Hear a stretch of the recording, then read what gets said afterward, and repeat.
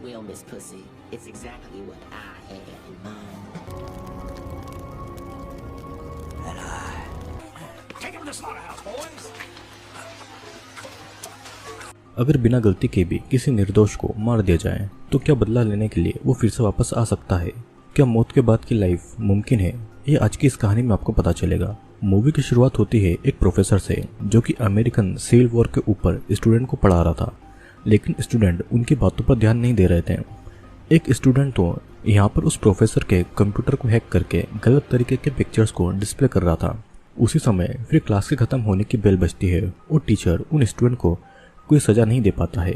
उनमें से 3 स्टूडेंट कोरी, नेल्सन और एंडरसन को उनकी स्प्रिंग की छुट्टियों से पहले हिस्ट्री रिपोर्ट सबमिट करने को कहता है, नहीं तो उनको स्कूल से बाहर कर दिया जाएगा। उसके बाद में तीनों अपनी छुट्टियां मनाने के लिए डिटोनो बीच की तरफ जाते हैं, लेकिन रास्ते में उनके ऊपर कोई अटैक कर देता है। वे लोग कार रोकते हैं और तभी एक आदमी उनसे लिफ्ट मांगता है, लेकिन वे लोग उसे इग्नोर करके वहां से चले जाते हैं। कुछ देर के बाद में वे लोग एक गैस स्टेशन पर रुकते हैं और वहां पर एक और कार आकर रुकती है जिसमें रिकी, कैट और जॉय नाम के 3 दोस्त थे और वे सभी भी डिटोना बीच पर जा रहे थे। नेल्सन उनके पास आकर दोस्ती का हाथ बढ़ाने की कोशिश करता है और वो जॉय को अपना फोन नंबर ऑफर करता है। तब जॉय फोन नंबर को उसकी बॉडी पर लिख देने को कहती है, लेकिन नेल्सन नर्वस हो जाता है और तब एंडरसन वहां पर आकर जॉय की बॉडी पर खुद ही नंबर को लिख देता है। जॉय कॉलबैक करने का वादा करके अपने रास्ते आगे चली जाती है और कुछ समय के बाद में नेल्सन को सपना आता है कि कोई मैनियक यानी कि कोई पागल उन पर अटैक कर रहा है।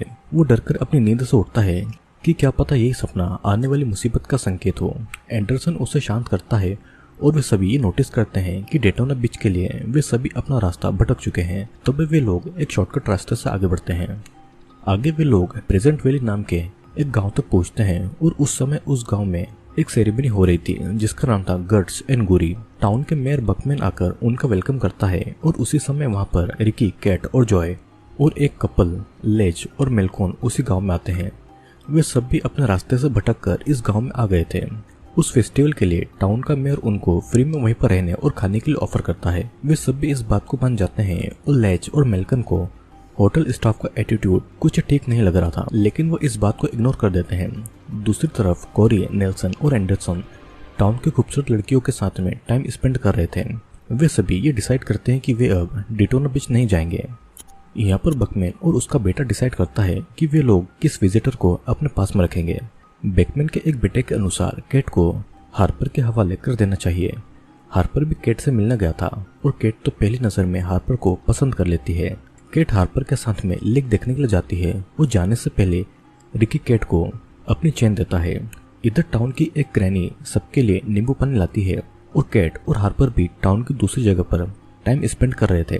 केट की बॉडी पर बना हुआ टैटू हार्पर देख लेता है और वो केट को एक फार्म के अंदर ले जाता है और उसकी आंखों पर पट्टियां बांधकर उसके हाथ और पैरों को बांध देता है। कुछ देर के बाद में वो केट की आंखों से पट्टी हटा देता है और उससे बंधी हुई रस्सियां घोड़ों से बंधी हुई थी। हार्पर के उन घोड़ों को ऑर्डर देते हैं, वे घोड़े भागते हैं और उसी के कारण केट के हाथ पैर भी उखड़ जाते हैं और वो वहीं पर तड़प तड़प कर मर जाती है। रात को डिनर पर बकमैन उनसे कहता है कि केट हार्पर के साथ में एंजॉय कर रही है और वो डिनर पर नहीं आ पाएगी। तब हम देख पाते हैं कि रिकी जो कि मीट खा रहा है वो किसी जानवर का नहीं बल्कि केट का ही मांस था। वहां पर हम केट का टैटू भी नोटिस करते हैं, लेकिन उन सबको ये बात पता नहीं थी। फिर कुछ देर के बाद में एंडरसन और जॉय क्लोज आ जाते हैं और दोनों एक दूसरे को किस करने लगते हैं। बकमैन और बाकी सब बाकी विजिटर का शिकार करने के लिए प्लान बना रहे थे। कुछ देर के बाद में जॉय तो अपने रूम में चली जाती है, लेकिन कोरी और एंडरसन गांव की कुछ लड़कियों के साथ में एंजॉय कर रहे थे। नेल्सन यहाँ पर अकेला पड़ गया था और तभी उसके पास में हाथ में बोतल लेकर एक लड़की आती है। दोनों रूम के अंदर जाते हैं और एंजॉय कर ही रहे थे कि तभी वो लड़की बोतल से नेल्सन को एक लिक्विड पिला देती है, जिसे पीकर नेल्सन का शरीर अंदर से जल जाता है और वो वहीं पर मार जाता है। और हो सकता है कि शायद इस बोतल में एसिड हो। अब अगली सुबह नेल्सन के न मिलने पर कैरी और एंडरसन परेशान हो रहे थे। हार्पर उनसे कहता है कि केट और नेल्सन एक साथ टाइम स्पेंड कर रहे हैं और उसी समय ग्रैनी वहां पर आकर बॉयज और गर्ल को अलग अलग टीम बनाने को कहती है। इस तरफ एक आदमी मीट बनाने के लिए केट की बॉडी को काट रहा था। दूसरी तरफ एंडरसन को हार्पर अपने साथ लेकर जाता है और कुछ लड़कियां कोरी को अपने पास रख लेती है। ली और जॉय को कुछ लड़कियां निला रही थी और तभी एक लड़की जॉय को कहती है कि एंडरसन उसे ढूंढ रहा है। जॉय एंडरसन के पास जाती है और कोरी कुछ बात से नाराज होकर हार्पर के पास चला जाता है। इधर दूसरी तरफ लिया और रिकी ग्रैनी और बाकी लड़कियों के साथ में डांस कर एंजॉय कर रहे थे और अचानक ग्रैनी एक बड़ी सी बॉल को लिया के ऊपर गिरा देती है, जिससे कि वो वहीं पर दबकर मारी जाती है। रिकी डरकर वहां से भागता है, लेकिन बकमैन उसे पकड़कर टाउन के लोगों के बीच में ले आता है। इस तरफ जॉय, एंडरसन, लीच और मेल्कन को समझ नहीं आ रहा था कि उनके दोस्त गायब कहाँ हो रहे हैं और रिस्क न लेकर वे सभी वहां से निकलने का डिसाइड कर लेते हैं। तभी वहां पर बकमैन, ग्रैनी और टाउन के बाकी के लोग आकर उनसे कहते हैं कि वे लोग फेस्टिवल के खत्म होने के बाद में यहाँ से जा सकते हैं। तब वे सभी 1 घंटे बाद मिलने का डिसाइड करके अपने अपने रूम में चले जाते हैं। बकमैन अपने लोगों से बात कर रहा था कि सब कुछ जल्दी खत्म हो जाने पर वे लोग कभी भूखे नहीं रहेंगे। और कैरी और जॉय देखते हैं कि बकमैन का बेटा उनके लगेज को चोरी करके ले जा रहा है। एंडरसन ग्रैनी को किचन में तो ले जाता है, लेकिन खून के दाग के अलावा और कुछ नजर नहीं आता है। फिर इस तरफ कुछ म्यूजिशियन मेल्कन का हर जगह पीछा कर रहे थे। मेल्कन उन्हें पीछा करने से मना करता है और तभी टाउन के लोग उसे पकड़कर एक जगह पर ले जाते हैं। इधर दूसरी तरफ जॉय को वहां पर एक रूम मिलता है और उस रूम में कई सारे जार्स थे जहां पर बहुत सालों से जुबली सेरेमनी का लेबल लगा हुआ था। वो कुछ समझ पाती उससे पहले बकमैन का बेटा उसे पकड़ लेता है। अब एक टाउन की लड़की कोरी को भी पकड़ लेती है और यहाँ पर कार में उन सभी की चीजें एंडरसन को मिल गई थी, लेकिन तभी वहां पर एक लड़का एंडरसन पर आकर वार करके उसे बेहोश कर देता है। कुछ समय के बाद में एंडरसन को होश आने पर वो देखता है कि वो और जॉय बंधे हुए हैं। बकमैन उनको दिखाता है कि किस तरह उनके सारे दोस्तों को मारकर उनका मांस पकाया गया है।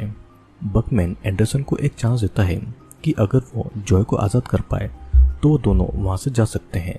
एंडरसन जॉय को आज़ाद तो करता है, लेकिन टाउन के सभी लोग उन दोनों को घेर लेते हैं। एंडरसन अपनी पूरी ताकत लगाकर उनसे लड़ता है और वो बकमैन को मारी डालता, लेकिन वो अपनी जान की भीख मांगता है। तब एंडरसन जॉय को लेकर वहां से चला जाता है और पास के एक पुलिस स्टेशन में उनके खिलाफ रिपोर्ट करता है। पुलिस वाला उनको फिर से उसी जगह पर लाकर कहता है कि वहां पर कई सालों से कोई भी टाउन नहीं है, वहां तो बस एक कब्रिस्तान है। सिविल वॉर के समय उस टाउन के लोगों को मार दिया गया था। और फिर एंडरसन जॉय बाइक पर बैठकर वहां से जा ही रहे थे कि रास्ते में एक तार से कटकर दोनों के टुकड़े टुकड़े हो जाते हैं और उसी टाउन का एक घोस्ट लड़का आकर उनका सर अपने साथ में ले जाता है।